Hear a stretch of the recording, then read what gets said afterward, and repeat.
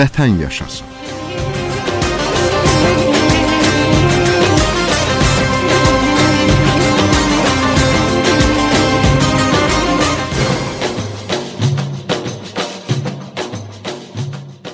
Qəhrəmanları torpaq yetirir, torpaq isə qəhrəmanlar qoruyur, yaşadır. Müqəddəsliyin, ölməzliyin ən yüksək zirvəsi şəhidlikdir. Qəhrəmanların var olsun Azərbaycan, bu elə sənin öz varlığın deməkdir. Hər vaxtınız xeyir, istəkli dinləyicilər. Vətən yaşasın verilişinin növbəti sayında xoş gördük sizi.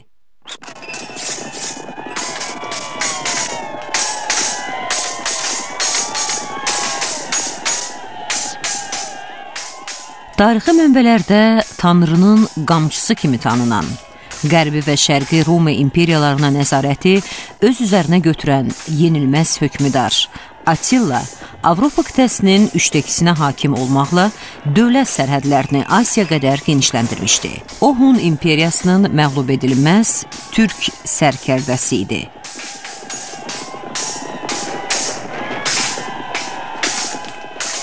İstəkli dinləyicilər, yenilməzliyi, əyilməzliyi ilə bütün dünyada şöhrət qazanan türk oğlu Attilanı əbəs yerə xatırlamadıq. Hələ ki, mürəkkəbi qurumayan əsrimizin vətənpərvərlik jurnalı Attila 21 yenicə işıq üzü görüb.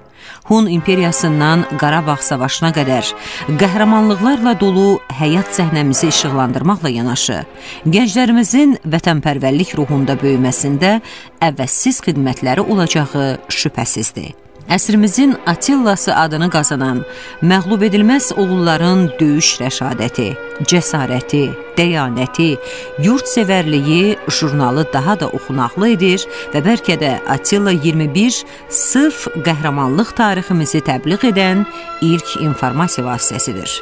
O informasiya ki, vətənsevərlik, yurdsevərlik toxumunun cücərməsində, eləcə də namərd düşmənə qarşı amansızlığı ilə seçilən Attilaların tanınmasında müstəsnalıq təşkil edəcək.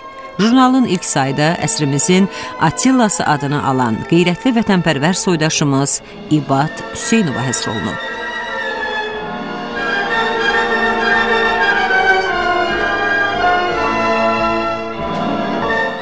İstəkli dinləyicilər, bugünkü qonağımız Attila 21 jurnalının baş redaktoru Gülşən Behbuddur.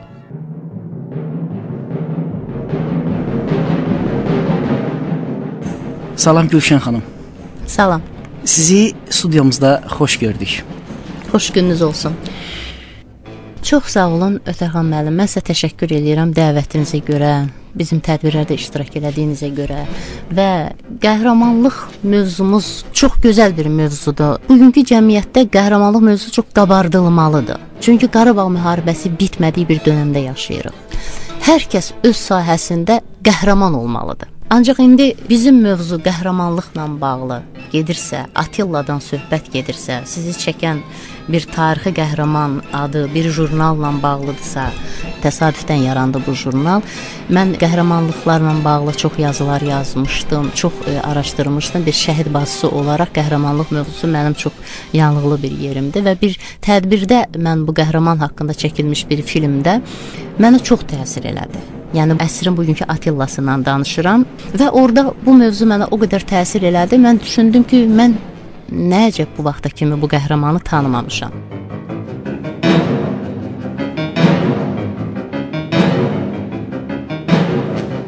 Sonra maraqlandım, həmin qəhrəman haqqında mənə çox təsir elədi və həmin an bir yaradıcı insan olaraq şeirlər, yazılar yazdım. Sosial şəbəkələrdə paylaşdıq, sosial şəbəkələrdə əlaqələrimiz oldu və orada hansı ki qəhrəmana yaxın olan insanlar mənim yazılarımla, müəyyən yaradıcılığımla gördülər ki, yəni elə bir əlaqə, elə bir münasibət yarandı və müəyyən yazılardan sonra mən bu qərara gəldim ki, nə ilə əlaqələndirdim, müqayisə elədim. Bəlkə də bu vətənpərvərlik, bəlkə də bizim elə bu Qarabağ ağrısından, acısından yarandımı, bugünkü yaşantılarımızdan yarandımı, bugünkü oradakı o həsrətdən, o faciələrdən, o Xocalıdan, Qaradağlıdan bunlar mı təsir eləmişdi? Mən bir anlıq İbad Hüseynova fikirləşdim əsrin Atillası ağlıma gəldi ki, bugün qəhrəman olmaq çətindir. Keçmişdə tarixdə qəhrəman olmaq çox asandı idi. Yəni qılınc müharibəsi, keçmişdə yəni müharibələrdə bu qədər texniki inkişaf yox idi. İndi biz 20-ci əsrdə yaşayırıq. Yəni o vaxtlar qarşı-qarşıya gəlirdilər, qolunun gücünə, zoruna arxalanaraq müqavimət göstərirdi bir-birinə. Kim qalib gəlirdisə o da qəhrəman hesab edilirdi. Amma indi adi bir cılız insan oturur hər hansısa bir düymənin arxasında, düyməni basmaqla hər hansı bir məkanı məhv eləmək və qəhrəmanlıq səviyyəsinə yüksəlmək mümkündür. Əslində üzləşsiz ancaq yəni 20 il bundan əvvəl üz-üzə gəlirdilər.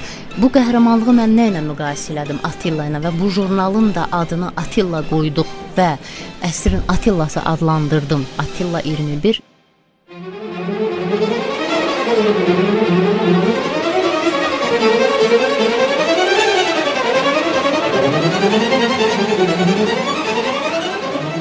Sovet ordusu sıralarında xidməti zamanı Qarabağda baş verən ixşaşlara etiraz olaraq əskər yoldaşları ilə birlikdə aclıq aksiyasına başlayan İbad Hüseynov xidmətini Azərbaycanda davam etdirmək üçün Rus komandirlərinə öz hökmünü bildirdi. Odur ki, vaxtından əvvəl yeni hərbi xidməti başa çatmamış, doğma yurda döndü.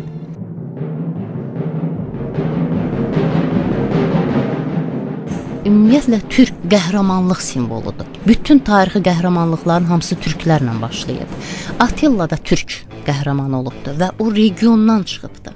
Kiçik bir regiondan başlanan qəhrəmanlığı əhatə eləyib türk dünyasını və eyni zamanda Hun imperatorunun bu kəskinliyi, bu igidliyi, yəni dünyada məşhur olubdur. Orada hətta Attila ilə bugünkü İbad Hüseynovu müqayisə eləyəndə fikirləşdim ki, 20 il bundan öncə 21 yaşında bir oğlan 18 yaşında olarkən Sovet ordusunda xidmət edib dünyaya bu dəqiqə imperator olan bir dövlətə qarşı zid çıxıb, orada o hərbi xidmətdə olanda Rusiyanın Amur vilayətində Sovet ordusuna qarşı çıxıb ki, mənim dövlətimdə qan tökən bir orduya, bir dövlətə mən xidmət eləmirəm. 21 yaşında bir oğlanın taleyi həll oluna bilərdi orada. Onu yox eləyə bilərdilər, məhv eləyə bilərdilər. Və orada başlanan o vicdan, içindəki o vətən sevgisi məcbur eləyir ki, il yarım, yəni 3 ay, 4 ay öncədən onu təxris ediblər ki, getsin. Çünki bacarmayıblar. 90-cı ildən də gələndən Qarabağda öz doğulduğu Xocavənd rayonunda orada könüllü dəstə yaradıb düşmənə qarşı özü könüllü şəkildə xidmət eləməyi, vətəni, torpağı qorumağı, bu özü qəhrəmanlıq deyilmi? Doğrudan da elə Rus hökumətinə qarşı, yəni o vaxtı kəsəkəs vaxtında o etirazlarını bildirəndə elə əsl qəhrəmanlıq bu deyilmi? Bəli, mənim yazılarım var idi. İbad Hüseynov qəhrəmanlığı Sovet ordusu hərbi xidmətdən başladı və o qəhrəmanlıq davam elədi. 23 yaşında bir oğlan, o vaxtlar bilirsiniz ki, Qarabağ müharibəsində Ermənistanın saqqallılar deyilən bir ifadə var idi. Xaricdən gəlmə yaman namikləri yordular. Orada onlar vuruşurlar. Ancaq Qarabağda kimlər vuruşurdu? Qarabağda bir dağıntılıq, bir pərakəndəlik, hamısı 21-23 yaşında könüllülərdən ibarət idi. İbad Hüseynov 21-22 yaşında hərbi xidmətdən gəlib orada kəşfiyyat qrupu yaratmaq, orada o göstərdiyi qəhrəmanlıqların sayəsində Azərbaycanda bütün bölgələrdən İbad Hüseynovun adına nə qədər ora könüllülər yığışırdılar. Düz İbad Hüseynovun özünün mən oxuyuram və bugün də onun şahidi oluram, onun döyüş yoldaşları, onun komandiri danışırlar ki, o insanın ki qeyri-adiliyi, onun ki o gücü, iradəsi sayəsində bugün Xocavənd 20% bizdədir. Qafqaz Universitetinin rektoru Əhməd Saniş deyir ki, İbad Hüseynov olmasaydı Bakı Ceyhan Tbilisi kəməri açılmazdı. Məryəm Cahangirov deyir ki, İbad Hüseynov xidmətlərinə görə 10 qat milli qəhrəman adı verilməlidir.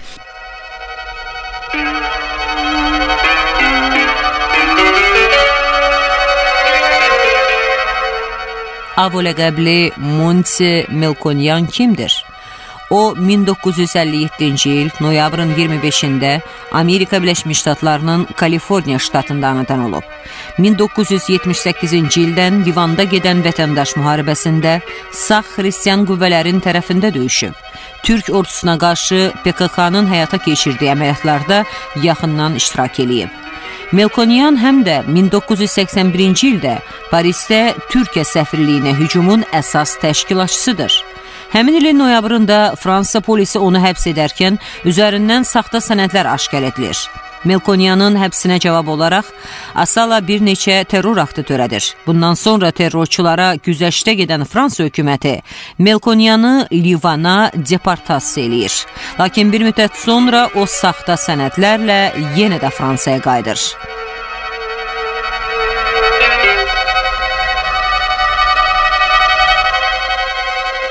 Melkonyanın Türk Hava Yolları şirkətinin qarşısında törətdiyi partlayış nəticəsində 5 nəfər həlak olub, 55 nəfər müxtəlif dərəcəli bədən xəsarəti alıb. 1985-ci ildə terrorçu Fransa polisi tərəfindən yenidən 6 il müddətinə azadlıqdan məhrum edilir. Lakin Melkonyanın cəza çəkmə müddəti müəmmalı şəkildə azaldılaraq 1989-cu ildə azadlığa buraxılır və Fransadan Yəmənə deportasiya edilir. Ancaq o saxta sənədlərlə yenidən Avropaya qayıdır.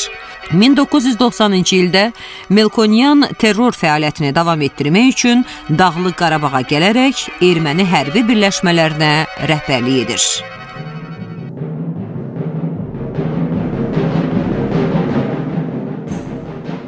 Montemelkanyana Ermənistanda Tuncdan abidəsini qoyublar. 2 qat milli qəhrəman adı veriblər. Ermənistanda bütün rayonların adı, küçələrin adı, məktəblərin adı Montemelkanyanın adını daşıyır və onun abidəsi qarşısına erməni gəncləri gül çiçəklər düzüb Türk sənin düşmənindir deyir və Ermənistan öz terrorçuluğunu, necə cinayətkar olduğunu, yəni uşaqlıqdan gənclərin, yeniyetmələrin psixologiyasına yerləşdirir. Türk sənin düşmən. Montemelkanyanın xüsusi başqa bir planı da var idi. Ulu öndərimizin hakimiyyətə gəlməsinə mane olmaq. O zaman Azərbaycanda özbaşınalıq idi. Xalq ayılmışdı ki, ancaq bu dövləti bu bəladan ulu 3 gün 25 kilometr düşmən daxilinə getmək, 4 nəfərlik kəşfiyyat qrupu ilə orada düşmən içində qalmaq, bu nə demək olduğunu siz məndən daha yaxşı bilərsiniz. Və orada onların o gedişi dönüşü olmayacaq bir gedişi idi. Və orada Montemelkanyanı məhv eləməklə Azərbaycan demək olar ki, parçalanmaqdan xilas elədi. Yoxsa ki, bugün ermənilər Kür çayına qədər gəlib çıxmışlar və onlar öz sözləri idi. Biz Kürə qədər gələcəyik və hətta Bakıya da göz dikmişlər. Və hətta onlar, mən sizə bir söz deyim, bizdə o vaxtlar xüsusi təyinatlı adı, məfhumu yox idi və hətta o üzrə hazırlıq da yox idi. O Ermənistanın öz generallarından biri yazır ki, biz deyir, anlaya bilmədik. Sonra biz başa düşdük ki, Azərbaycanın xüsusi təyinatlısı yerinə yetiribdi o hökmü, yəni o əməliyyatı. Mən bugün onu yaşayan şəhid adlandırıram. O sağlamlığını itirmiş bir insandır. Ona bu dəqiqə diqqətdən, qayğıdan başqa heç nə lazım deyil. Bir də ona torpaq, vətən lazımdır.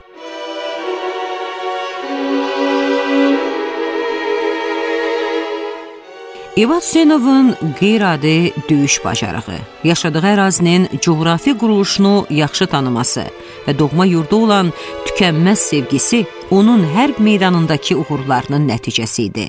Xocalı soyqırımının əsas təşkilatçısı və icraçısının məhz qeyrətli soydaşımız tərəfindən məhv edilməsi əsgərlərimizdə vətənpərvərlik ruhunun daha da alovlanmasına səbəb oldu.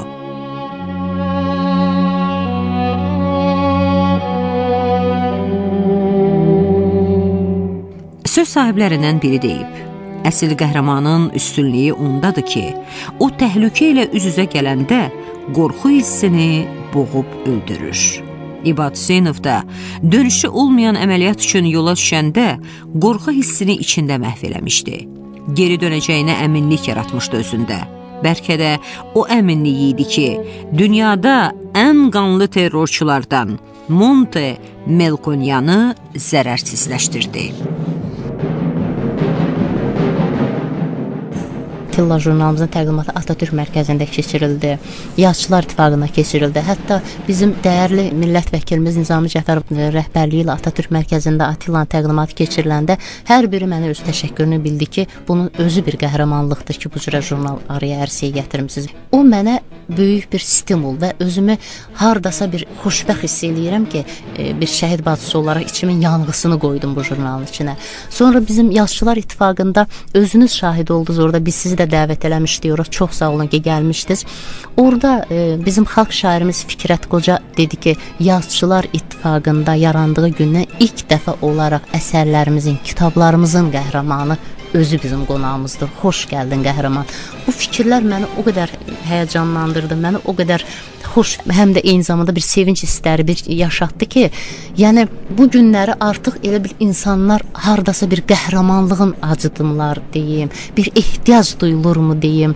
Hətta orada başqa bir şairlərimiz ifadə elədi ki, elə bir gözümüz dəyişdi, elə bir ruhumuz dəyişdi.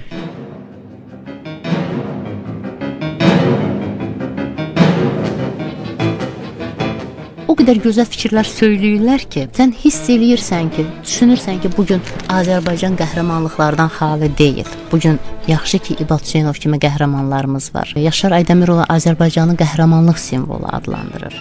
Aqil Abbas millət vəkilimiz yazar, bir İbad Hüseynov qeyri-adi qəhrəmandır. Əgər bunu bu insanlar deyirsə, bunlar da elədən sıradan demirlər. Onlar da ulu önlərimizə istinad edirlər. Gülşən xanım, həqiqətən də haqlısınız. O kəsləri deyir ki, o sözü, yəni o müdrik kəlamları, o müdrik sözləri o kəslər deyir ki, onun qəlbində vətənpərvərlik var. Onun qəlbində vətən sevgisi var, vətən istəyi var, yurd həsrəti var, acı bir niskil var. Və o niskilin vüsala yetişəcəyi günü gözləyir o kəslər.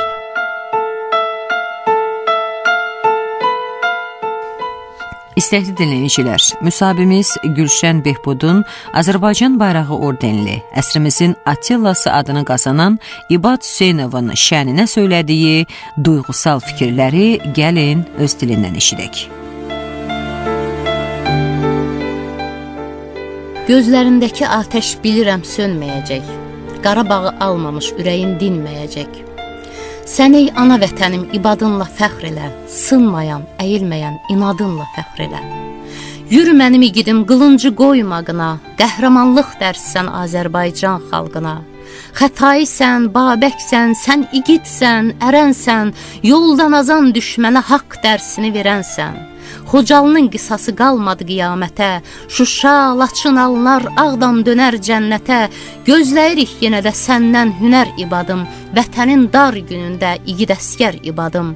Qarşında baş əyirik, elimizin fəxrisən, hər əskərə nümunə, sən vətənə gərəksən. Ey vətənim, ey xalqım, ibadınla fəxr elə, qırılmayan, sınmayan, inadınla fəxr elə.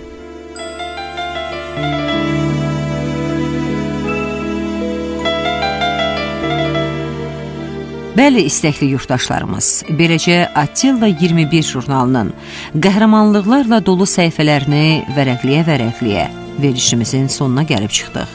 Bəs İbad Hüseynov haqqında sizə çatdıra bilmədiyimiz nələr qaldı? Onun mehribanlığı, qayğıkeşliyi, səxavəti, dönməzliyi haqqında danışa bilmədik. Kimsə sizə arxa, dayaq, humanist və xeyriyyətçi olduğundan söz salmadıq. Tariximizlə, folklorumuzla dərindən maraqlandığı kimi milli musiqimizə, muğama, saza, sözə bağlı olduğunu heç dilimizə də gətirmədik. Hələ İbad haqqında deyiləsi çox sözümüz var.